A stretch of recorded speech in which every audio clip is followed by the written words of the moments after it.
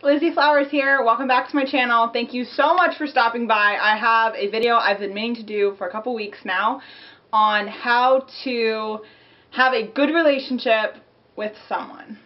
For about 2 weeks I've had everything written down that I want to say, and I just haven't had the time to do it. I was in Jamaica, which I talked about on my blog, thelizzyflowers.com. I feel like I'm promoting myself. I don't want to do that. I'm just trying to say that's where I wrote it.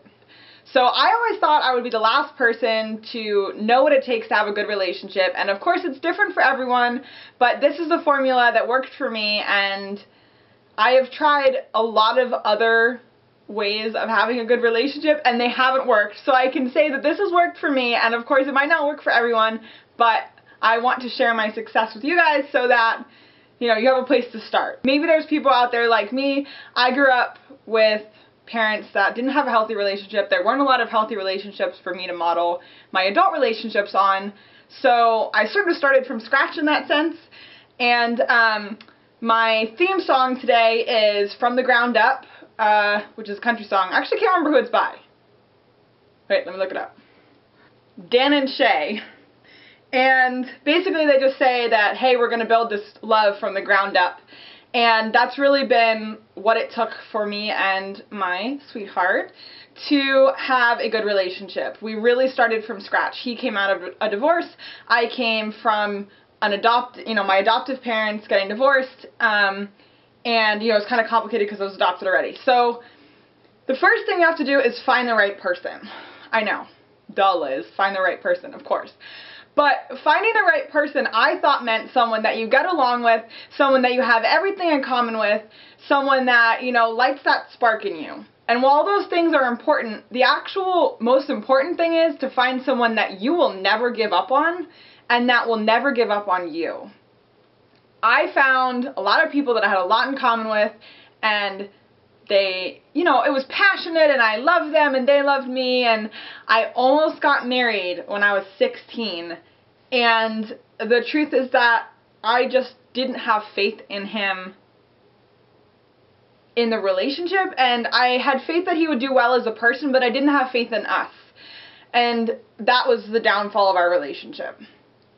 The person I'm with now, I have some things in common with, some very important things in common with, but I feel like, let me put this.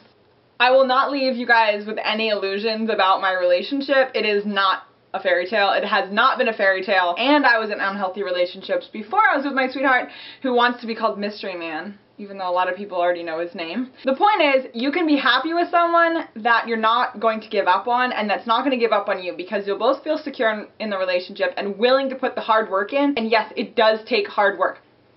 Okay. The next thing is, do things you like to do together. At the beginning of your relationship, or even in the first few years, you shouldn't try too many things that one of you doesn't like. You shouldn't be doing things together that one of you really doesn't like or really doesn't know how to do. The reason for that is because that puts strain on a relationship. So my boyfriend's a really fast runner. I like running. So we started running together. But even something that we both like doing together still caused problems, because my boyfriend literally can run twice as fast as me and twice as far. So for me, to run with him was discouraging for me, and I have no illusions about myself. I know that I'm not a good runner. I'm good at other things. I'm pretty good at jiu-jitsu. I'm pretty good at boxing. I'm pretty good at a bunch of other stuff, swimming, things like that.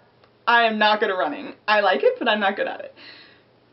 So our solution was to have Jason put on a 25-pound pack so that it would slow him down. Another solution that we came up with was basically we only run when he's had a really hard workout the day before. That way he's just sort of stretching himself out. So his stretch is essentially my hard run. But it works for us. Up until about 2 years, Mystery Man and I really didn't do things that only one of us liked. We only stuck to things that we both liked. Doing things that only one of us liked made the other person feel like they were being inconvenienced, and it put a strain on our relationship. Once you have mastered doing things you both like to do together without having stress and without bickering, then you can move on to trying new things together. So, for example, I like to cook, but it's always a new experience because you're cooking something new a lot of the time. Jason really wasn't a cook when I met him. In fact, the reason that I met him was because he said he was really hungry, so I cooked him food. Doing new activities together where you have to overcome obstacles and communicate with each other will help you do that in your relationship and work better as a team. This really has been essential for me and Mystery Man's success. The next point I'm going to make is actually pretty hard for me to talk about. Recently, I was able to accomplish this with Mystery Man. However, it was a true struggle. It was a test of me, it was a test of him, and I mean, not just a test of our relationship, it was a test of our will to live. And here's the point. Don't fucking forget you're on the same team.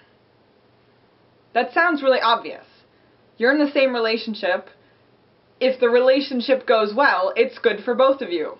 But every fight you've ever had in any relationship, whether it's romantic or with family or with friends, means that one of you or both of you forgot that you were on the same team.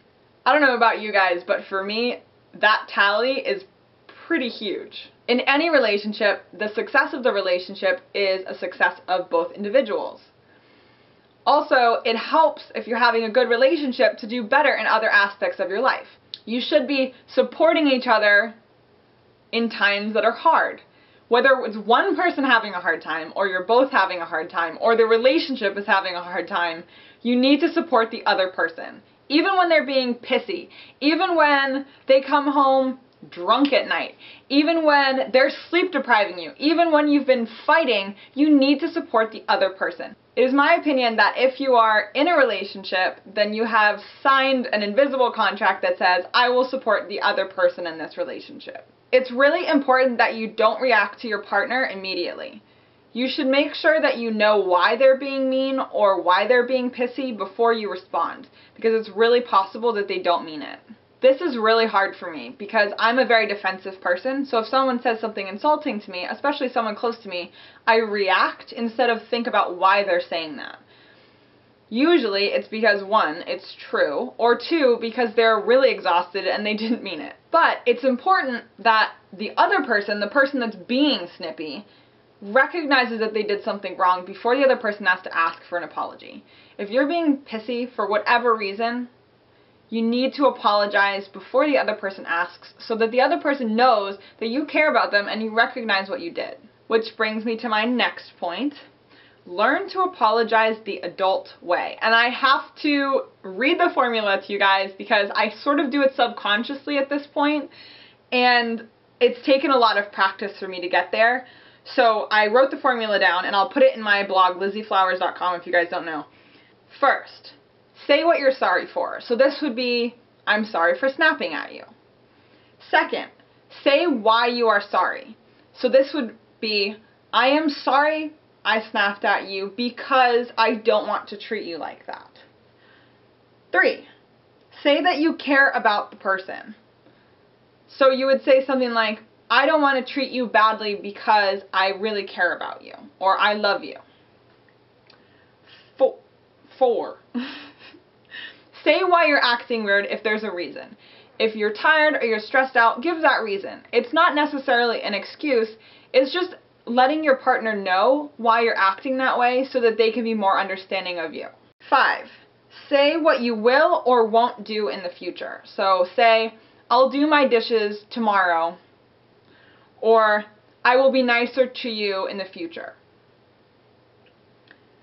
6, end with something really nice, like a compliment or a kiss. And I definitely overdo this, and it drives Mystery Man crazy.